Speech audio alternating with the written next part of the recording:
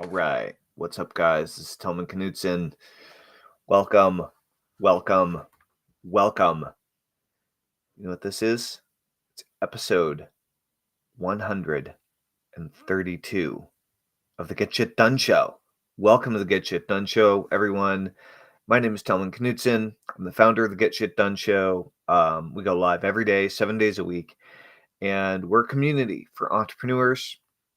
We train entrepreneurs how to get shit done, how to overcome procrastination, how to increase productivity, how to maximize your money mindset, how to improve your entrepreneurial abilities, your leadership, your ability to take action, your ability to focus, to think bigger, to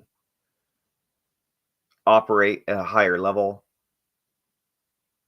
We train entrepreneurs how to get shit done. And one of the biggest elements and principles that the Get Shit Done philosophy is built on is the art and use of hypnosis, moving from the conscious into the subconscious. Hypnosis is the state between being awake and asleep. It's that limbo state. It's much like meditation, much like deep prayer. Hypnosis is the flow state, and hypnosis has been, of course, used for hundreds of years. And I've been a hypnotist for 25 years. I got trained as a certified hypnotherapist in the year 2000 in my 20s. And I've hypnotized hundreds of thousands of individuals for all sorts of different things. But I've focused most of my work on working with entrepreneurs to move past resistance, past blocks, increase, improve, enhance money mindset stuff, help people with public speaking, improving self-confidence, these types of things. And of course, Get Shit Done, which if you're interested, you can join us at getshitdone.com and try it out for yourself. And the whole idea is hypnosis is a tool that you can use in order to really create an accelerated learning environment. And so I'm going to explain how it works. The title of today's episode is How Hypnosis Works. So most people, by the way, if you have any experience with hypnosis, please let me know in the comments. I would love to hear what your experience with hypnosis is. Hypnosis is a state that we go in and out of every day, multiple times a day. Every morning when you're waking up, every evening when you're going to sleep, and every time that you daydream or you space out or you get lost in thought. You're going literally in and out of the hypnotic state. The hypnotic state is the state between being awake and asleep, being conscious and unconscious. And we can move in and out of that state through meditation. We can move in and out of that state through the flow state. If you're a runner or a cyclist or an endurance athlete, you're familiar with this. Sometimes we can move into the state through art. We can move into the state through prayer. And we can use hypnosis or self-hypnosis to move in and out of the state. But most people's first and only experience with hypnosis, if they have any, is with stage hypnosis, with performance hypnosis. Usually it's comedy, right? For a lot of people, the first time they experienced hypnosis was in high school or college, and a comedy stage performance hypnotist came in, and people always say, oh, well, that stage hypnosis stuff is a joke, right? Well, actually, no. Stage hypnosis works, and it uses the exact same principles that therapeutic hypnosis or peak performance hypnosis use, but they're applied in a very different way. So let me explain. So, no, Mia, I do not do politics. Thanks for asking. Not my style. So when we're talking about moving into this state of awareness, I just want to walk you through a scenario. So I'd like you to imagine that the hypnotist is coming to town. They're doing a stage performance. It's going to be a comedy stage performance, and there are posters all over town.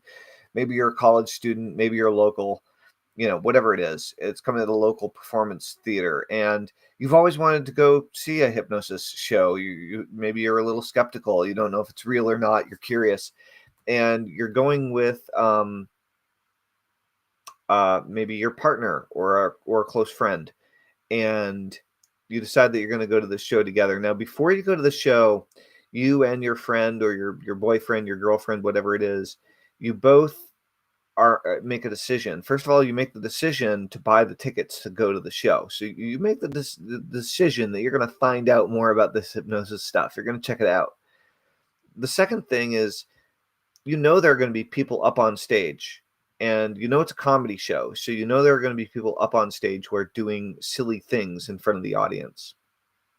And at some point before the show happens, in the days that are leading up to it, you and your friend or your partner together or independently decide, are you going to volunteer to go up on stage? Well, most people would say no, but there's a percentage of people that would say yes. Their curiosity, they can't hold back. And so on the way to the performance, you're thinking about it, and you're maybe even talking about whether or not you're going to volunteer to go on stage in the car on the way there. And you get there and you find your seats and you sit down, and the lights dim, and the hypnotist comes out on stage, and the curtains part, and then the hypnotist asks her volunteers who wants to come up on stage and be part of the performance. And a bunch of hands shoot up in the audience because they're all prepared. They've all decided that they're going to volunteer before the hypnotist even asks.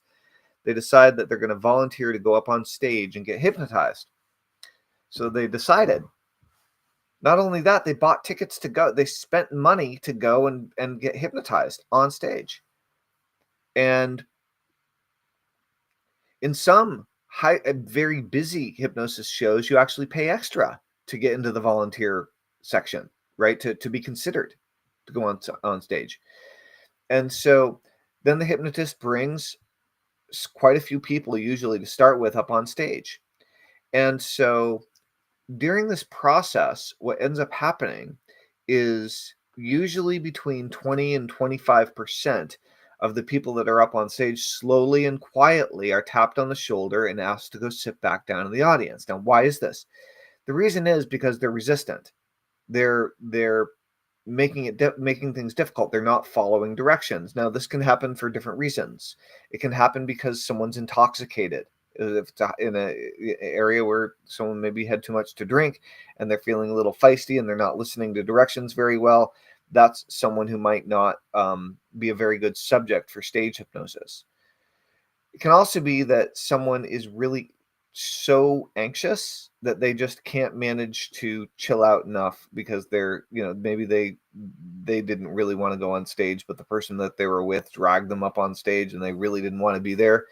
So if the person doesn't seem like they're cooperating, if they're being difficult, or if you ask them to do simple things and they don't, that's not going to be a very good performer up on stage, right?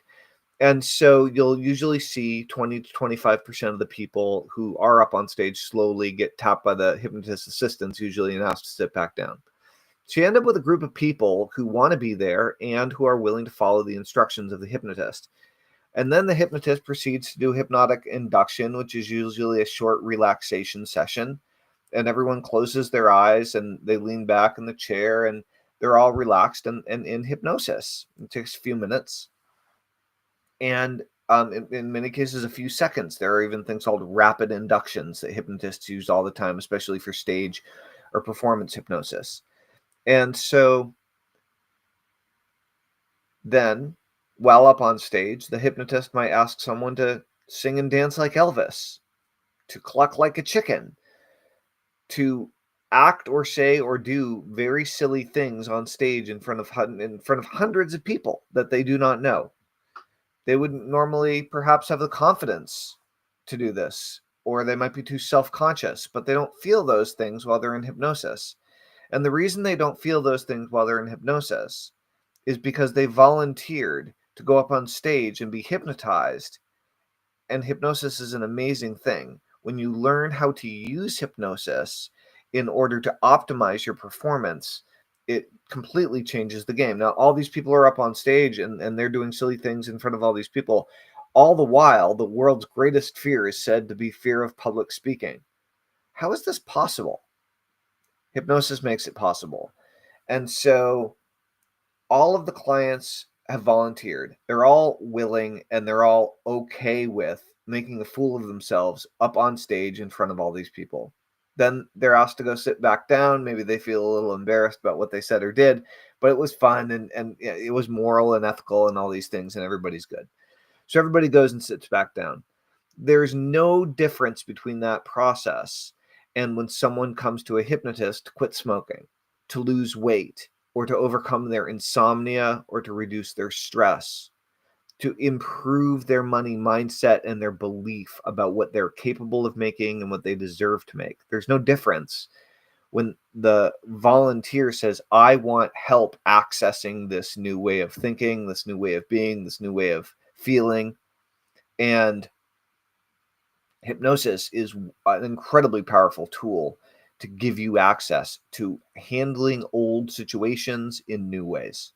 And so hypnosis is completely volunteer because it's your brain. A hypnotist doesn't take control of your brain. They don't magically have some mind control over you. A hypnotist isn't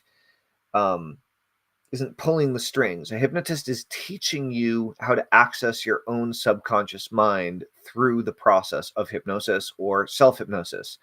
I wrote a book quite a few years ago called All Hypnosis is Self-Hypnosis, and it teaches the entire process that you would go through either with a hypnotist or on your own, bringing yourself through a self-hypnosis process. And so if you want to improve any area of your life, if you're an entrepreneur and you want to improve your productivity or your money mindset, for example, then I would highly recommend that you get on over to getshitdone.com and join our community there of like-minded entrepreneurs. We would love to see you on the inside. We just recently moved platforms, so that would be great. If you have any questions about hypnosis, please ask in the comments and or reach out in a private message. Happy to help you out. I'm going to look at some of the okay. Cool. So yeah, welcome everybody. This is episode 132 of the Daily Get Shit Done show. We do this every single day, 7 days a week. And often I do a hypnosis session or interview people, usually entrepreneurs, on improving productivity and getting shit done.